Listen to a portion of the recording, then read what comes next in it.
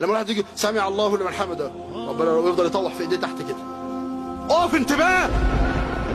انت عارف تصور قول ربنا سبحانه وتعالى والله العظيم لو عشته وهو يقول لموسى اني انا ربك فاخلع عليك. تعال خش هنا اقلع جزمه، خش حافي.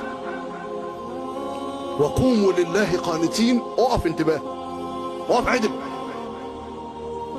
وعايزين نقول حاجه ان شاء الله نبقى نقولها في اللقاء القادم يعني بشيء من الاستفاضه، بس اوعى تفكر ان انت بتمتن بصلاتك.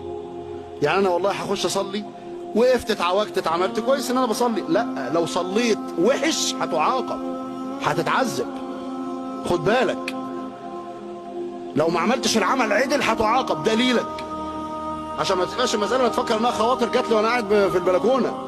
دليلك على ذلك قول النبي عليه الصلاه والسلام في الصحيحين: اما يخشى اقوام يلتفتون في الصلاه ان يمسخ الله رؤوسهم كراس حمار. تخيل بقى انا عشان واقف في الصلاه كده قاعد اعمل كده يتحول راسي راس حمار. امال اللي بيصلي وبيلعب في الصلاه ده يحصل له ايه؟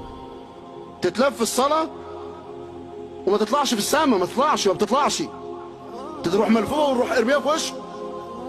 انت بتمتن علينا؟ هي دي الصلاه لما يفتح الكتاب؟ هو ده دي الاعمال؟